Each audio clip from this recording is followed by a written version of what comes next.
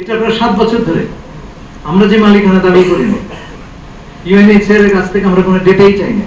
12 লক্ষ লোক একটা ক্যাম্পের ভিতরে থাকে, সেই ক্যাম্প থেকে 2-4 জন যদি বেরিয়ে যায়, কোথাও চলে যায়, সেটা নিরূপণ আমাদের জন্য কঠিন।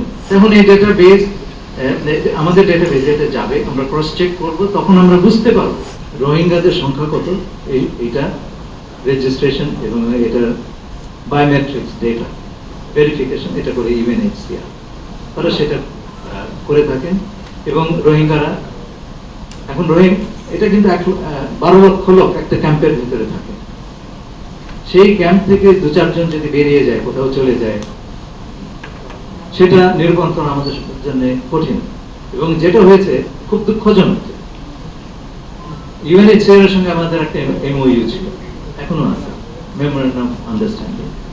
তাতে বলা হয়েছে রোহিঙ্গাদের যে বায়োমেট্রিক ডেটা, হাতের ছাপ, চোখের ছবি, এগুলোর মালিক হচ্ছে বাংলাদেশ এবং ইউএনএইচসিআর, কাস্টোডিয়ান হচ্ছে বাংলাদেশ এবং ইউএনএইচসিআর। এটা প্রায় 7 বছর ধরে আমরা যে মালিকানা দাবি করি না, ইউএনএইচসিআর এর কাছ থেকে আমরা কোনো ডেটাই চাই না। ইলেকশন কমিশনের সঙ্গে আমার আলাপ হলো, আমি তাদের জিজ্ঞেস করলাম আপনাদের ডেটা বেসের সঙ্গে রোহিঙ্গা ডেটা বেসের যোগাযোগ আছে কিনা, তারা বললেন এই কথা থেকে বলে নাই। এটা না হলে পরে আপনি কি করে জানবেন জাতীয় পরিচয়পত্রে রোহিঙ্গা নাই?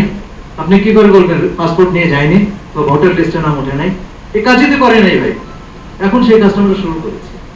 এখন এই বায়োমেট্রিক ডেটা যেটা আমরা ইউএনএইচসিআর কে বলেছি, আমরা সেটার মালিক, and we are sovereign, you are not.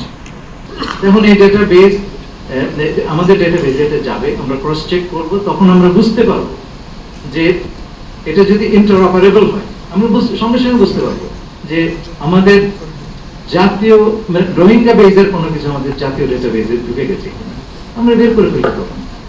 It's very simple. কিন্তু এই কাজটি হয় নাই, বোঝেন না ভাই কোন জায়গাতে আছে।